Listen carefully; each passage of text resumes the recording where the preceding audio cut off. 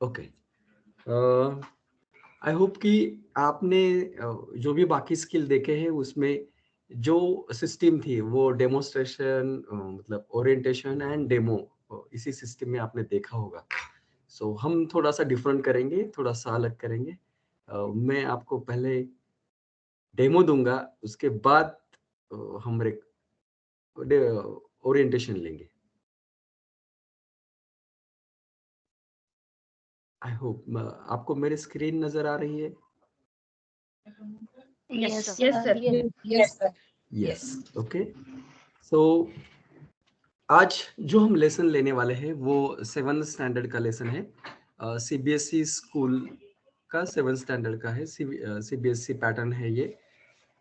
तो इसका ये लेसन है, और रीडिंग स्किल के लिए मैंने इसको सिलेक्ट किया है। ये बहुत ही फेमस एक स्टोरी है या फिर एक बुक है जिसका आज ये पार्ट मैंने आपको रीडिंग स्किल के लिए लिया है। सो आई होप आप सब लोग एंजॉय करेंगे और मैं भी आपके साथ एंजॉय करूंगा। सो हम पहले डेमो देखते हैं, उसके बाद जो भी है वो दूसरी ओरिएंटेशन और जो भी डिस्कशन कर रहे हैं वो बाद में देखेंगे। ठीक है। सो मैं अपना डेमो स्टार्ट करता हूँ।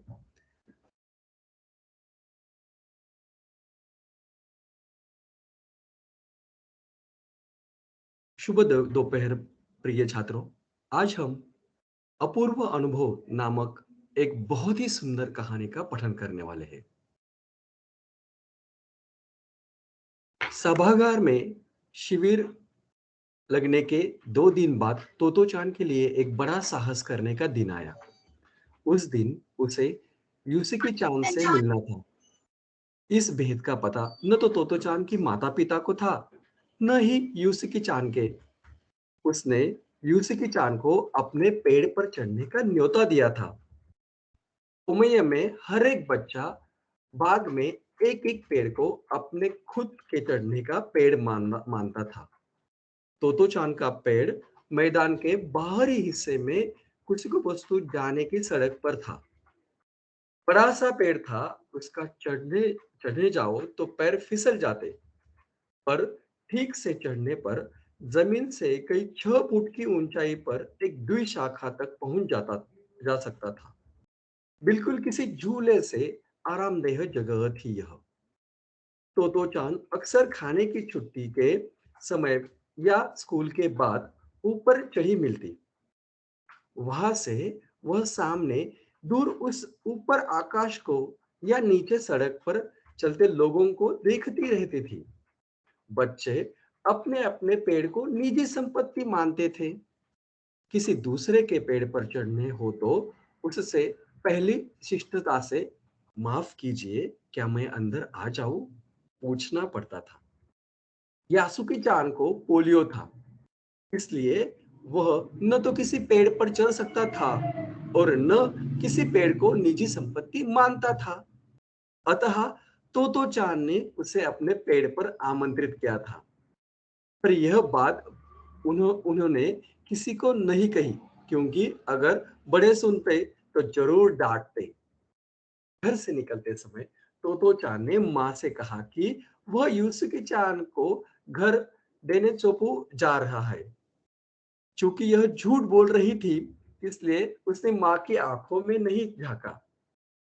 वह अपनी नजरें जूतों के फीतों पर ही गड़ाए रही। रॉकी उसके पीछे पीछे स्टेशन तक आया। जाने से पहले उसे सच बता बिना तोतो चान ने रहा नहीं गया। मैं यासुकी चान को अपने पेड़ पर चढ़ने के लिए देने वाली हूँ, उसने बताया। जब तोतो चान स्कूल पहुंची तो रेल पास के गले के आसपास हवा में उड़ रहा था। यासुकी चान उसे मैदान के करियो के पास मिला। गर्मी की छुट्टी के कारण सब सूना पड़ा था।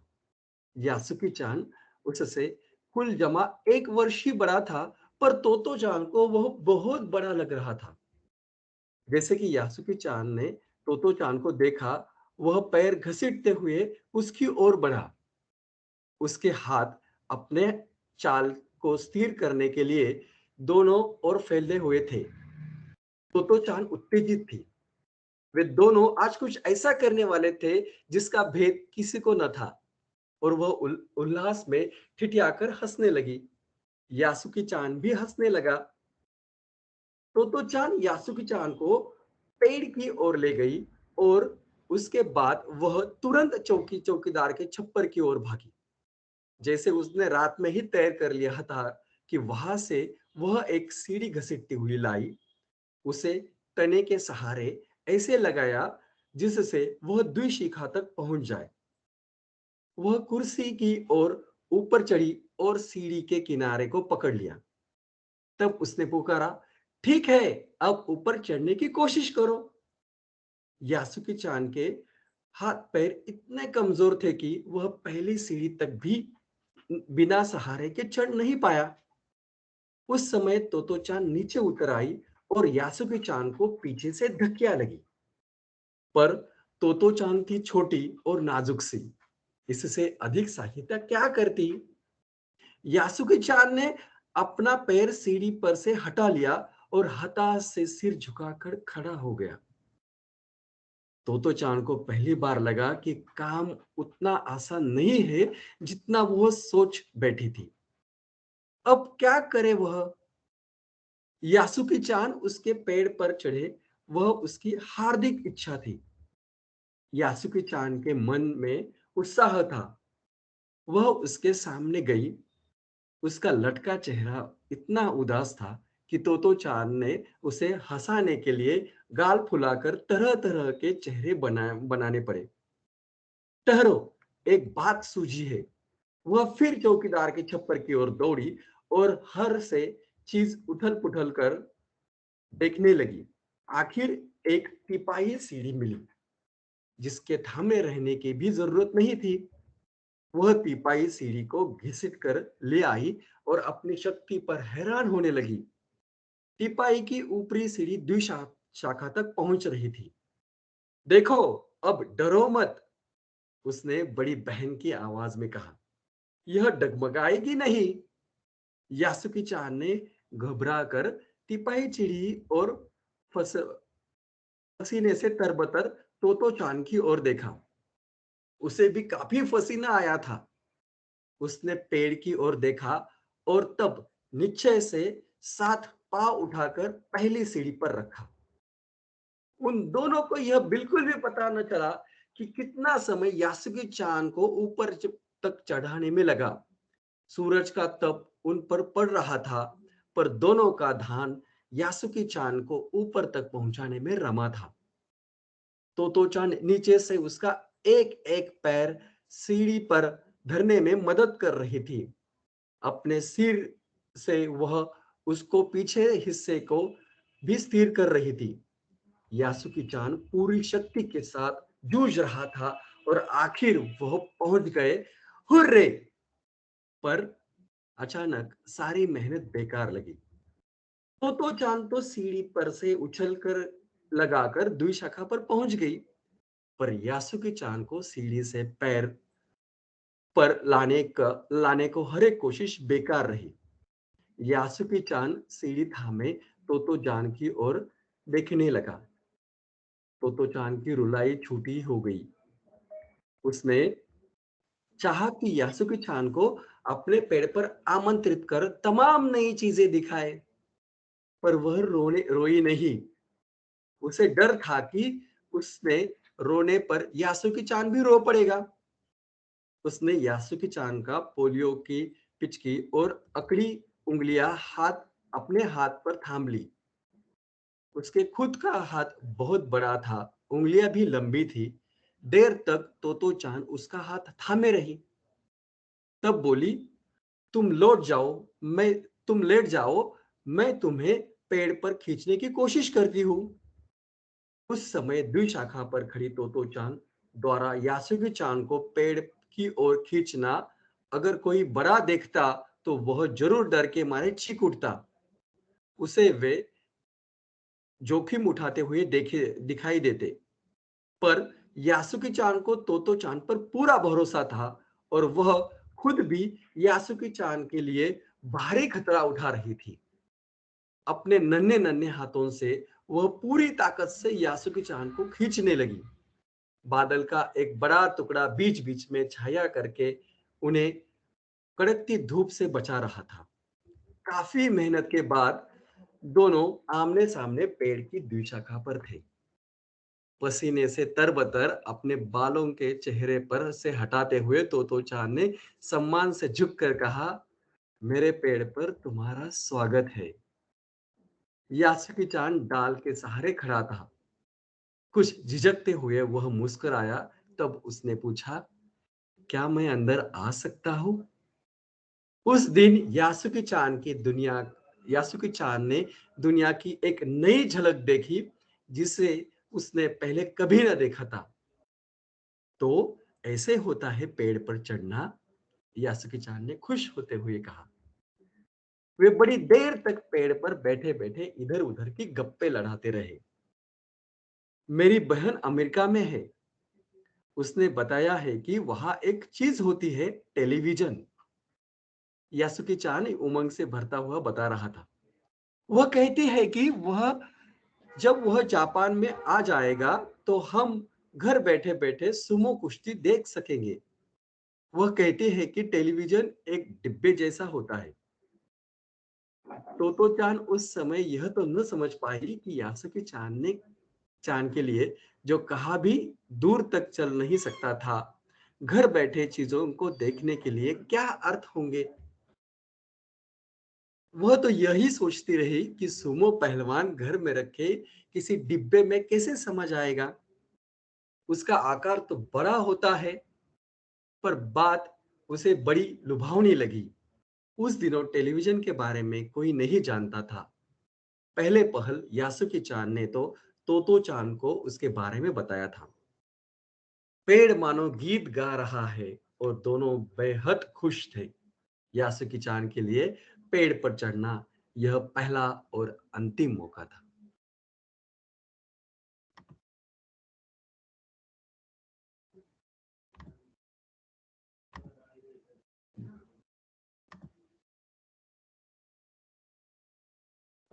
धन्यवाद। मुझे लगता है कि आप सब लोगों ने कहानी सुनी। Yes sir. Yes sir. मेरा वीडियो नजर आ रहा था?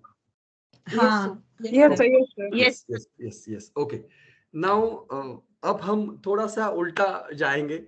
जैसे कि आपने बाकी सारे स्किल में देखा है कि पहले ओरिएंटेशन देते हैं, उसके स्किल का नाम क्या है, उसके सब स्किल कौन कौन से हैं, आपको कौन कौन से सब स्किल फॉलो करने हैं और किस तरह से आपको जाना है, 5 मिनट में ये करना है, वो करना है, वो सब स्किल्स है, सारा होता है। लेकिन आज हमने जो रीडिंग स्किल लिया है वो थोड़ा सा मेरे स्टाइल में थोड़ा सा उल्टा लिया है। मैंने कोशिश की है कि पहले मैं आपको डेमो दूं और फिर बाद में डिस्कशन करूं कौन सा स्किल है, कौन से सब स्किल्स है और उसके लिए आपको कौन कौन से सब स्किल्स को महारत हासिल करनी होगी, जिस कारण आप ये रीडिंग स्किल ऑब्जर्व कर सके और जिस कारण आप रीडिंग स्किल अच्छा कर पाए। आपको क्या लगता है कि इसके कौन कौन से सब स्किल्स होंगे? उसके पहले आपका कमेंट्स या फिर सजेशंस क्या है जो आपने अभी डेमो देखा, उस बारे में कौन बता पाएगा? Voice modulation sir. Voice modulation, very good. और प्रोनाउंसिएशन। Pronunciation, very good. कोई कोई एक पॉइंट करेगा, नोट डाउन करेगा? जो भी सब स्किल्स आप बता रहे हैं वो कोई तो एक नोट डाउन करेगा तो अच्छा रहेगा। या और what? Reading according to the punctuations. Very Like good, it's the reading very according to question mark. Pronunciation, very good. और Rise and fall in the voice. Very good, rise and falling. कोई तो एक point out करे, note down कीजिए आप सब skills. Audible sir, audible. Yes, very good. Audible, online की वजह से ये भी जरूरी है, ऑडिबल। और fluency, rhythm in reading. Very good, very good. और टाइम मैनेजमेंट सर। या टाइम मैनेजमेंट, मुझे लगता है मेरे लिए वो मिस हुआ होगा क्योंकि थोड़ी सी स्टोरी मैंने बड़ी ली थी, क्योंकि वो आपको सुनानी थी इसलिए मैंने वो थोड़ी सी बड़ी ली थी। आई थिंक 7-8 मिनट तक शायद हुआ होगा, लेकिन वो मैंने देखा तो नहीं। लेकिन मैंने जो 5 मिनट्स में कंप्लीट करना है वो इसलिए 7 आवर्स 8 मिनट्स लिए, थोड़ी सी स्टोरी बड़ी ली थी। और कौन सा? Effectiveness sir. Sir, high, very good, high and low. Effective. Sir हाँ, हाँ, voice volume as per sentence sir. Very good, High very nice, good. और Sir, sometimes sir, pausing.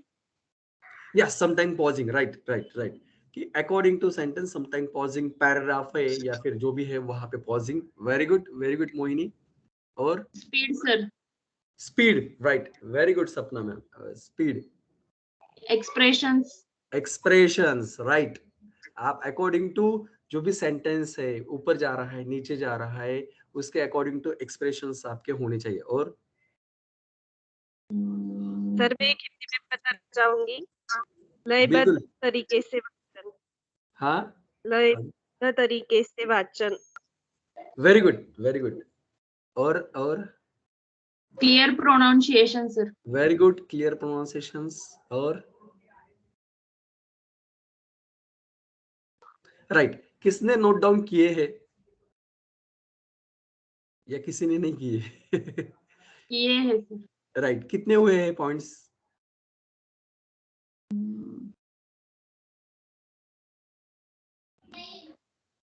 कोई बता पाएगा?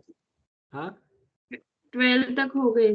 12, ओके, या सो ये जो 12 आपने पॉइंट बताए, ये सारे के सारे बिल्कुल सही है। मैं सिर्फ आपकी जो हमने जो नोटबुक आपको दी है, ऑब्जर्वेशन बुक और माइक्रो स्किल के लिए, उसमें हमें 10 ही पॉइंट्स की जरूरत है और 10 सब स्किल्स हम फॉलो करते हैं यहाँ पे। तो वो क्या है, वो मैं आपको बता देता हूँ कि जो ऑब्जर्वेशन, उसके पहले आपने सब लोगों ने माइक्रो की बुक, नोटबुक और जो भी प्रैक्टिकल सारे के सारे स्कूल में, सॉरी कॉलेज में अवेलेबल है, वो आप सब लोगों ने लिए हैं? नहीं सर, अभी तक नहीं। जिन्होंने नहीं नहीं, लिए नहीं हैं उनको मैं रिक्वेस्ट करता हूँ कि आप ये सब ले लीजिएगा, क्योंकि नहीं तो आपको फिर वापस पहले से आपको लिखना पड़ेगा। सारे के सारे माइक्रो के स्किल से या फिर ऑब्जर्वेशन है जो भी आप कर रहे हैं, वो आपको उस प्रैक्टिकल बुक में आपको लिखने जरूरी है। उसके बजाय आप सबमिट नहीं कर पाएंगे। अभी आपके पास थोड़ा बहुत टाइम है, उसके बाद अगर एक बार फुल स्विंग में, after micro teaching full swing में लेक्चर्स और ये शुरू हो गए, तो आपके पास बिल्कुल भी टाइम नहीं मिलेगा। तो जिस समय जो शुरू है, अभी 108 माइक्रो फर्स्ट स्टेज शुरू है। टीचर एजुकेशन में ये सबसे पहला स्टेज होता है, माइक्रो टीचिंग। तो अगर आप फर्स्ट प्रैक्टिकल से ही अगर आप बिल्कुल अच्छी तरह से लिख पाएंगे, और जो भी प्रैक्टिकल बुक है अगर उसमें ही आप लिखेंगे, तो आपको डबल मेहनत नहीं करनी पड़ेगी, राइट। तो जो स्किल है, जो वो स्किल आप अपने प्रैक्टिकल बुक में ही लिखिएगा। सारे की सारी प्रैक्टिकल बुक्स अभी कॉलेज में अवेलेबल है। आप जब भी आएंगे तो अपने मेंटर को आप मिलिए, कॉल कीजिएगा, उसको बताइएगा कि मैं आ रही हूँ, तो आपको वो सारे के सारे अवेलेबल हो जाएंगे ऑफिस में। मैं आपको कहूंगा कि आप सारे के सारे प्रैक्टिकल्स जो भी बुक है वो आप ले लीजिएगा, तो आपको बार बार लिखने की जरूरत नहीं पड़ेगी। नहीं तो आपको बार बार वो लेसन नोट निकालना, फिर फेयर करना, फिर टीच और रीटीच का लिखना पड़ेगा। और लास्ट में बहुत सारे स्टूडेंट फिर कहते हैं कि नहीं, अभी मैं सबमिट नहीं करूंगी, वो ये नहीं होगा। वो मुझे लगता है कि 1 मार्च तक शायद माइक्रो ये खत्म हो जाएगा, तो 1 मार्च को आपको ऑब्जर्वेशन डायरी एंड माइक्रो की जो 108 का प्रैक्टिकल है वो आपको सबमिट करना पड़ेगा। तो डे बाय डे जो भी है वो आप उसी समय आप लिखिएगा और उसी समय आप सबमिट कीजिएगा। ओके, सो अकॉर्डिंग टू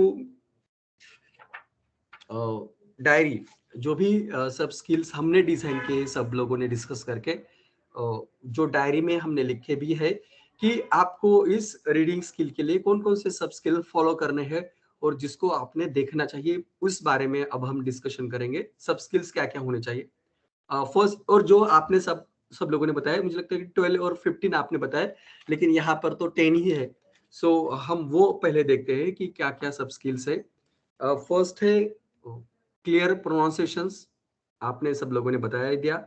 अगर आप रीडिंग कर रहे हैं तो वर्ड टू वर्ड आपका क्लियर होना बहुत ज्यादा जरूरी है। सेकंड जो है वो है स्पीड, आपके रीडिंग की स्पीड अकॉर्डिंग टू लेवल। मतलब आप अगर 5th स्टैंडर्ड के लिए रीडिंग स्किल कर रहे हैं तो आपका थोड़ा स्लो स्पीड होना चाहिए, ताकि स्टूडेंट्स जो भी पढ़ रहे हैं उसके ऊपर वो अपनी उंगली रखे और ठीक तरह से वो समझ पाए, इसलिए आपको थोड़ा सा स्लो स्पीड रखना है। 8-9 स्टैंडर्ड के अगर आप कोई लेसन है वो अगर आप रीड कर रहे हैं तो थोड़ा सा फास्ट भी आप रीडिंग कर सकते हैं। अकॉर्डिंग टू स्टैंडर्ड और अकॉर्डिंग टू सब्जेक्ट आप स्पीड का कम ज्यादा कर सकते हैं। अगर मदर लैंग्वेज है, फॉर एग्जांपल मराठी है, हिंदी है, तो आप थोड़ा सा ज्यादा स्पीड में जा सकते हैं। लेकिन इंग्लिश है, अगर सेकंड लैंग्वेज है तो आप वहां पे स्लो कर सकते हैं। जिस तरह से फर्स्ट लैंग्वेज, सेकंड लैंग्वेज और थर्ड लैंग्वेज जहाँ पे जिस पैटर्न में, सीबीएसई पैटर्न हो या फिर एसएससी पैटर्न हो या फिर आईबी बोर्ड हो, तो वहां पे जो लेवल है फर्स्ट सेकंड थर्ड, उस लेवल के अनुसार ही आपको जो भी रीडिंग की स्पीड है वो स्पीड आपको वहां पे मेंटेन करनी होगी। ओके, सेकंड जो सब स्किल है वो है स्पीड। थर्ड है इंटोनेशन। आप ये तो आज शायद मुझे लगता है कि इसके पहले जो स्किल था, आई थिंक स्टिमुलेशन वेरिएशन, मुझे लगता है, हाँ, तो उसमें भी ये सारे सब पॉइंट्स भी आए होंगे कि इंटोनेशन आपका किस तरह से चाहिए। और फोर्थ जो सब स्किल है वो रीडिंग एज पर पंक्चुएशन। आपका रीडिंग जब आप कर रहे हैं और जो टॉपिक आपने सिलेक्ट किया है रीडिंग के लिए वो एज पर पंक्चुएशन आपका रीडिंग करना बहुत ज्यादा जरूरी है। फर्स्ट ऑफ ऑल कि आपको ये देखना होगा कि कौन सा लेसन रीडिंग के लिए, रीडिंग स्किल के लिए अच्छा है। ये आपको बहुत जरूरी है देखना कि मैं ये लेसन लूं क्या रीडिंग स्किल के लिए या फिर नहीं लूं। ये भी देखना बहुत ज्यादा जरूरी है। अगर कोई नाटक है या फिर कोई स्टोरी है तो आप उसके लिए रीडिंग स्किल आप ले सकते हैं।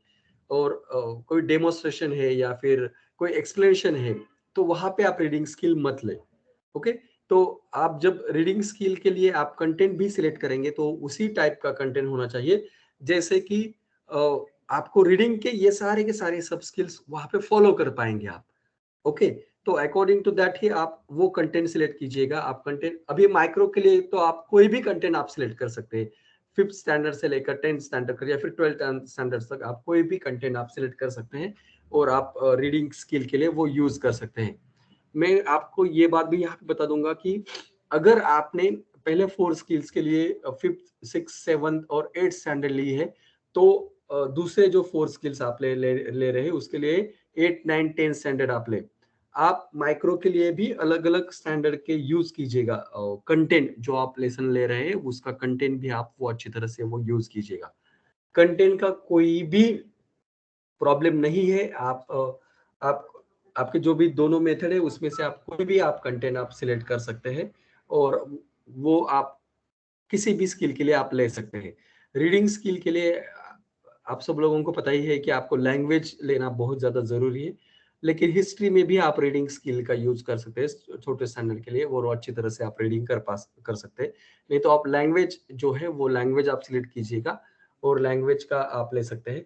मुझे लगता है कि कुछ मतलब मैथ्स और साइंस के स्टूडेंट के लिए रीडिंग का ऑप्शनल दिया गया है, आप दूसरा स्किल ले। लेकिन मैं आपको कहूंगा कि आप ये भी स्किल ले सकते हैं क्योंकि एज अ टीचर आपको रीडिंग स्किल लेना बहुत ज्यादा जरूरी है। क्योंकि एक टीचर के लिए रीडिंग स्किल का होना ये बहुत इंपॉर्टेंट होता है। तो आप रीडिंग भी ले सकते हैं। मैं साइंस और मैथ्स के भी स्टूडेंट को मैं बताऊंगा कि आप रीडिंग ले सकते हैं, ऐसा कुछ नहीं है कि आपको छोड़ना ही है कंपलसरी।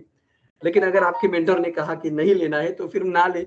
लेकिन एज अ टीचर मैं तो कहूंगा कि आपको रीडिंग स्किल लेना बहुत ज्यादा जरूरी है।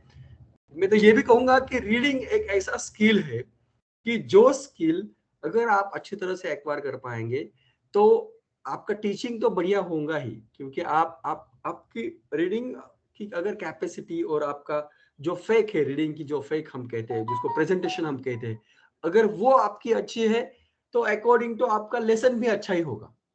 ओके, क्योंकि यहाँ पे जो भी आपने भी अभी सब स्किल बताया या फिर जो भी मैं आपको सब स्किल बता रहे हो वो सारे के सारे स्किल आपके माइक्रो के हर एक स्किल में वो आते हैं।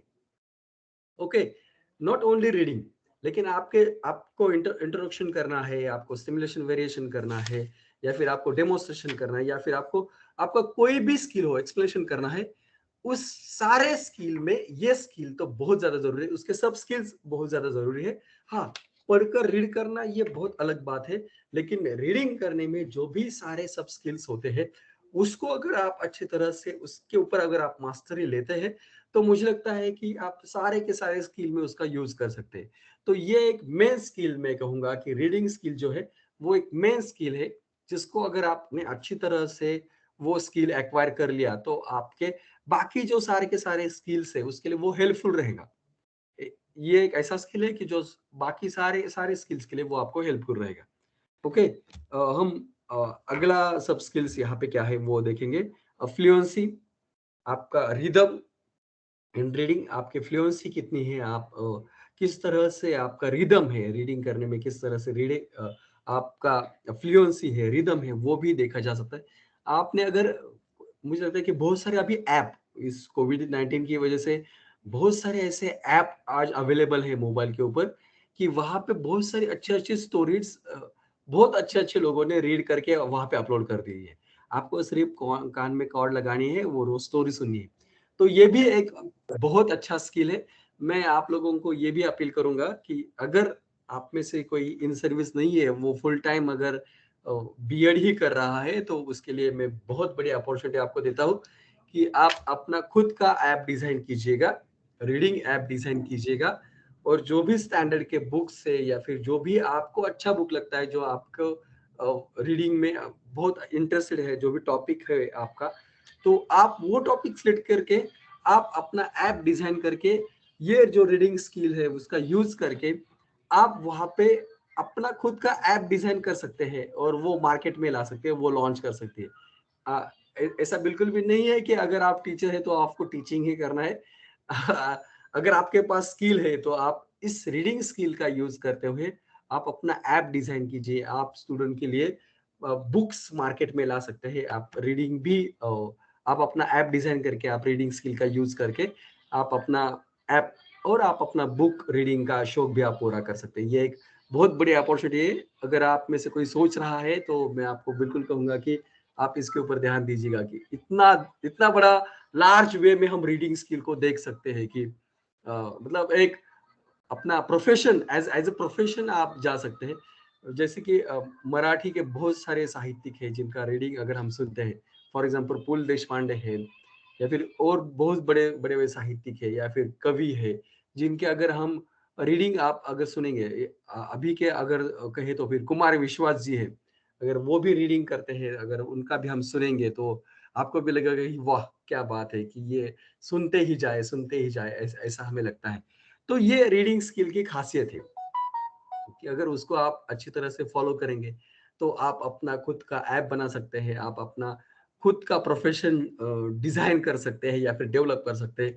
और एक बात बताओ आपको, और एक मैं आपको अपॉर्चुनिटी देता हूँ कि ये रीडिंग स्किल की एक अपॉर्चुनिटी है, वो ये है कि अनाउंसर, आप आप एज अ अनाउंसर भी आप जा सकते हैं। अगर आपका पास बीएड है और आपका अगर रीडिंग स्किल अच्छा है, ये अपॉर्चुनिटीज भी मैं साथ साथ आपको बता रहा हूँ, तो आप रेलवे स्टेशन पर या फिर एयरपोर्ट पे या फिर किसी मॉल या फिर यहाँ पे आप एज अ अनाउंसर भी आप काम कर सकते हैं। अगर आपका स्किल, ये रीडिंग का स्किल अगर आपका अच्छा है, तो ये भी आप सोचिएगा, रेलवे प्लेटफॉर्म के ऊपर और या फिर एयरपोर्ट पे भी अनाउंसर्स आपको मिलेंगे।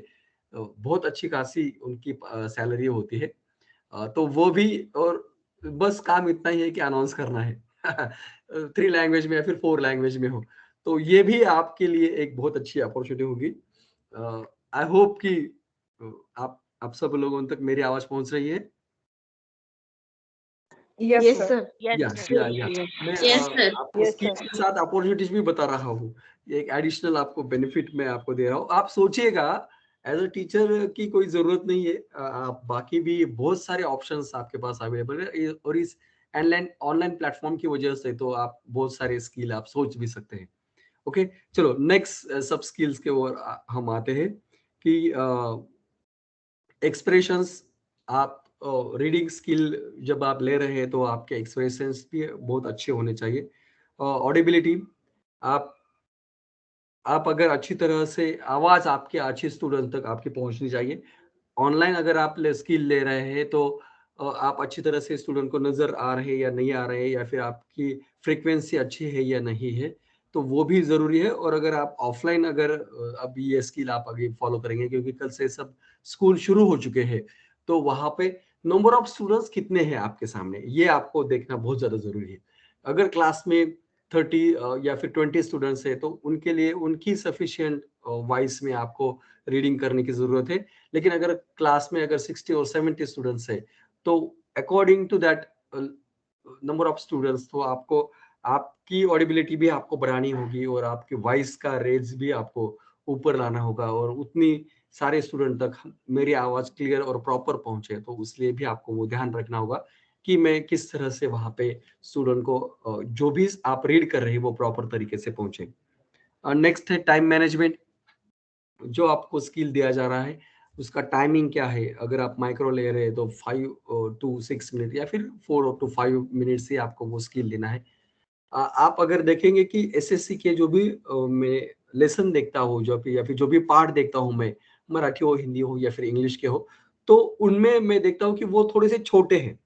आप 4 और 5 मिनट्स में आप वो खत्म कर सकते हैं। लेकिन अगर आपने सीबीएसई या फिर आईबी के अगर आपने करिकुलम देखा तो उनके जो भी लेसन्स है वो थोड़े से बड़े हैं। आप 5 मिनट्स में खत्म नहीं कर पाओगे। तो उसके लिए 6 to 7 मिनट्स आपको जरूरत होती है। और मैं आपको ये भी बताऊंगा कि जरूरी नहीं कि पूरा लेसन ले। जब आप स्किल ले तब जरूरी नहीं कि आप पूरा लेसन ले। आप आधा भी कट करके भी आप ले सकते हैं। लेकिन जो इंटरेस्ट होता है ना वो इंटरेस्ट के लिए आपको आप कोशिश कीजिए कि आप पूरा लेसन ले। तो ही आप स्टूडेंट को आप वो जो आपके इस स्किल के लिए जो हम कहते हैं ना उसको कि फ्लुएंसी जो है वो रहने के लिए वो स्टूडेंट को इंटरेस्ट आने के लिए आप कोशिश कीजिए कि आप पूरा के पूरा लेसन ले। और पूरा लेसन लेने की वजह से फिर वो इंटरेस्ट आता है कि यस आगे क्या होने वाला है, आगे क्या हो रहा है, तो चांद क्या कर रही है, किस तरह से वो बिहेव कर रही है और किस तरह से हेल्प कर रही है। आपने वो सारी की सारी बातें पूरी पूरी कहानी जब हम सुनते हैं तो बहुत अच्छा लगता है। आधी आधी कहानी सुनना अच्छा नहीं लगता है। इसलिए कोशिश कीजिए कि पूरा के पूरा लेसन ले। और 4 to 5 मिनट्स का ही आपका अगर पूरा लेसन ले रहे हैं आपको तो वो बहुत अच्छा रहेगा। तो ठीक है। और लास्ट का जो है वो है इफेक्टिवनेस। मैंने तो अभी यहाँ पे थोड़ी सी कोशिश की। मैं दूसरे काम में बिजी था लेकिन मुझे याद आया कि मेरा लेसन है तो मैं यहाँ पे जुड़ गया और 1 मिनट में ही आपके सामने वो पूरा की पूरा डेमो दे दिया। लेकिन आप थोड़ी सी प्रैक्टिस कीजिएगा। और मैंने तो शुरुआत की है। मैंने आई थिंक 10 में से मुझे आउट ऑफ 3 और 4 तो मार्क्स मिल ही जाएंगे या फिर 5 मार्क्स तो मिल ही जाएंगे। मैं पास तो हो ही जाऊंगा। लेकिन आपको 8 9 या फिर 10 आउट ऑफ 10 मार्क्स भी मिल सकते हैं अगर आप अच्छी तरह से प्रैक्टिस कर सकते हैं। तो ये स्किल आप अच्छी तरह से एक्वायर कर पाएंगे। और वो भी मुझे लगता है कि वो बहुत ज्यादा जरूरी है। इफेक्टिवनेस ये तो हर एक स्किल के लिए मुझे लगता है कि लास्ट का सब स्किल्स होगा या हर एक के लिए है। इसमें दिया है कि लास्ट का जो है इफेक्टिवनेस एज अ टीचर जब भी आप खड़े होते हैं आपके क्लास में तो ये तो हैप्पीनेस या फिर एक सेटिस्फैक्शन जो है ना जब आपकी क्लास खत्म होगी तो उस टाइम वो हैप्पीनेस वो सेटिस्फैक्शन आपके चेहरे पे होना चाहिए कि यस आई डन इट या मैंने वो अचीव कर लिया, यस मैंने कंप्लीट कर लिया। वो सेटिस्फैक्शन जो है ना वो कहीं पे नहीं मिलता है। वो आपकी सैलरी में भी नहीं मिलता है और किसी बाकी दूसरे वे में भी नहीं मिलता है। लेकिन ये सेटिस्फैक्शन जो टीचिंग का सेटिस्फैक्शन है, जो किसी को ज्ञान देने का सेटिस्फैक्शन है या फिर जो किसी को नॉलेज देने का सेटिस्फैक्शन है, वो सबसे इम्पोर्टेंट होता है। और वही है इफेक्टिवनेस। जो हैप्पीनेस जो सेटिस्फैक्शन आपके चेहरे पे होगा। मैं आपको एक और बात यहाँ पे बताना चाहूंगा। मैं हमेशा बहुत बाहर जाता हूँ। वो ये बात है कि आपको कल ही आपने शायद मुझे लगता है कि सुना होगा कि हमारा बजट कल पेश किया। किसने किया? इंडिया का बजट निर्मला कल, सीतारमण। हाँ, निर्मला सीतारमण जी ने। Nirmala yes Sitharaman. Yes yes yes. तो उन्होंने सारी की सारी बातें बताई। और इंडिया के जैसे अमेरिका और बाकी भी कंट्रीज है जो बजट अपना पेश करते हैं और बजट में सबसे इंपॉर्टेंट बात होती है जीडीपी की, राइट। तो उन्होंने अभी कहा है कि 8.5% होगा जीडीपी। तो जीडीपी आपको सब लोगों को पता ही होगा और ये वर्ड भी पता होगा। और ये कनेक्ट है इकोनॉमी के ऊपर, राइट। जीडीपी कनेक्ट है इकोनॉमी के ऊपर। Yes sir. यस। और उसके ऊपर ही किसी देश की कितनी ज्यादा प्रगति हुई है और वो डेवलप है या फिर डेवलपिंग है ये निश्चित किया जाता है। लेकिन मैं आपको एक बहुत बड़ी बात बताता हूँ यहाँ पे कि भूटान जो देश है उन्होंने इस साल से 2021 से उनकी जीडीपी हैप्पीनेस के ऊपर डिजाइन की है। ये बहुत बड़ी बात है। हाँ, पूरे वर्ल्ड में ये अभी पॉइंट आउट हो रहा है कि जीडीपी ये इकोनॉमी के ऊपर बेस्ड होगी। मतलब हर इंसान का इनकम कितना है, एनुअल इनकम कितना है, पर मंथ इनकम कितना है, पर डे इनकम कितना है। तो अगर मैं थोड़ा बहुत बताऊंगा तो 30 रुपीज, मुझे लगता है 33 रुपीज ऐसा कुछ होगा इंडिया का, और 300 और 400 रुपीज, या फिर डॉलर अमेरिका का है। सबसे ज्यादा जीडीपी अमेरिका की है। लेकिन ये बात ना देखते हुए भूटान ने हैप्पीनेस को जीडीपी में रखा है। मतलब नंबर ऑफ पीपल्स कितने हैप्पी है, सेटिस्फेक्शन कितने लोगों को कितना ज्यादा मिला, इसके ऊपर उन्होंने जीडीपी रखा है। ये बहुत बड़ी बात है। और हैप्पीनेस और सेटिस्फेक्शन अगर हम कहीं पे देख सकते हैं तो वो है टीचिंग फील्ड, और वो है टीचिंग, और वो है क्लास, वो है स्कूल, जहां पे हम लोगों को हैप्पीनेस बता सकते हैं। ना ही इकोनॉमी और पैसा कैसे कमाना है ये बताने की जरूरत है, तो हैप्पीनेस और एंजॉयमेंट कैसी है वो बताने की जरूरत है। और हैप्पीनेस का सबसे बड़ा तरीका है बुक्स। आप अगर जितनी ज्यादा रीडिंग करेंगे आप उतने ज्यादा हैप्पी होंगे। आप जितना ज्यादा नॉलेज आप लेंगे उतने ज्यादा आप हैप्पी होंगे। तो इसलिए रीडिंग स्किल बहुत ज्यादा जरूरी है। मैं घूम फिर के फिर से रीडिंग के ऊपर ही आ रहा हूँ। सो रीडिंग ये ऐसा स्किल है जो एक टीचर के लिए बहुत ज्यादा जरूरी है। आई होप कि, मुझे लगता है कि यहाँ पे ऑब्जर्वेशन भी होता है ना, मुझे लगता है शेखर सर आप है, आई एम सॉरी कि मुझे लगता है डेमो के बाद ऑब्जर्वेशन भी देना है क्या? ओके, प्रतिभा मैम भी है शायद। हम क्या, कौन सा अभी ऑनलाइन पे कौन सा रूल फॉलो कर रहे हैं? डेमो के बाद आपको रिमार्क्स देने हैं।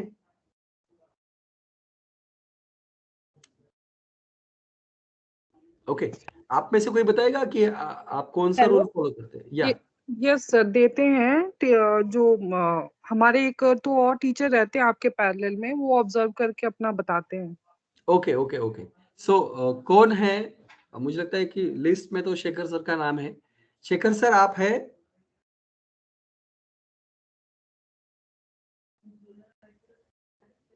Okay, leave it. ओके, आप में से कोई दो लोग आप रिमार्क दे दीजिएगा। चलो,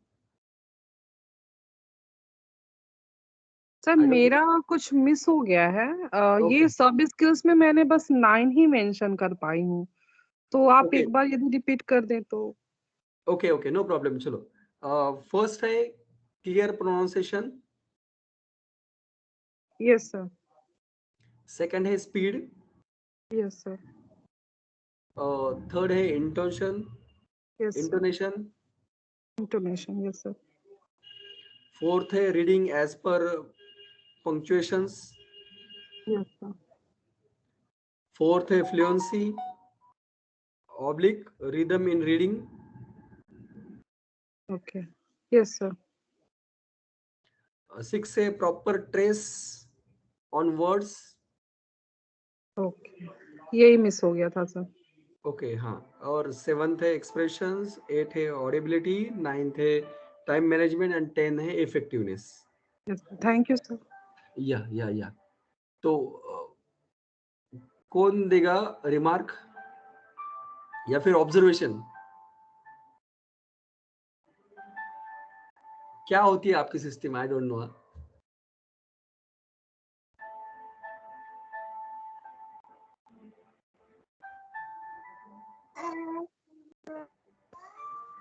यस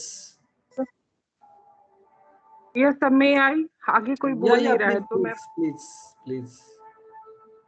तो सर ये इन टॉपिक्स पे ही बताते हैं। तो आपने जो लेसन शुरू किया तो सारे क्लियर प्रोनाउंसिएशन थे, सारे शब्द आपने बहुत सही से प्रोनाउंस किया। स्पीड अच्छी थी सर, वो हमें समझ में आ रहा था। आप जो मतलब जो डिस्प्ले हो रहा था उसके साथ भी था, और हम बिल्कुल अच्छे से समझ रहे थे। इंटोनेशन का मतलब मैं नहीं समझ पा रही हूँ। Rising and falling. यस, तो वो भी था सर। आप जिस तरह से लाइनें आ रही थी उस हिसाब से आप उसको फ्लो में कर रहे थे। अब जैसे लग रहा था सामने से कोई एक्सप्रेशन देके बात ही हो रही है। फिर रीडिंग एज पर पंचुएशन भी था सर। फ्लुएंसी और रिदम इन रीडिंग भी था, मीन्स वही इंटोनेशन टाइप वो भी अच्छी थी sir. Right right expression with proper stress on word था सर, आपने हाईलाइट किया कुछ वर्ड्स को, उसको उस अच्छे से बताया हमें। ऑडिबिलिटी बिल्कुल क्लियर थी सर। टाइम मैनेजमेंट अच्छा था, very effective sir, as I think, मुझे अच्छा लगा sir. Okay okay. Time management बिल्कुल भी नहीं था, मुझे लगता है 5 मिनट से आगे हो गया था। तो वो एक्चुअली सर जो टीचर्स लेते हैं ना, तो उनका होता ही है, क्योंकि वो हमें अपना और एफर्ट देके समझाने की कोशिश करते हैं, तो ओके, वो या होता वहाँ ही पे है। वो मतलब ऐड करते हैं क्या कुछ? नहीं, वो इतने एक्सप्रेशन और फ्लुएंसी में, मतलब वो मैं क्या बताऊं, वो आप इंटोनेशन कह सकते हैं कि वो राइट बताते हैं, राइट तो वो थोड़ा सा टाइम जाता है, बट वो हमें बताते हैं कि आपको 5 मिनट में ही खत्म करना है। Right right right right right. Yes, thank you Sarika ma'am, thank you so much. और कौन बताना पाए चाहेगा, या फिर आपके जो भी कमेंट्स है या फिर आपको कोई क्वेश्चन है तो आप रेज कर सकते हैं। अ, हमने डेमो देखा और सब स्किल्स कौन कौन से है ये हमने देखा है। मैंने ज़्यादा तो एक्सप्लेनेशन नहीं किया है, लेकिन आपको अगर कोई बात पूछनी है तो आप पूछ सकते हैं। आई थिंक और 5 to 6 मिनट्स हमारे पास है, 3 to 4 मिनट्स है।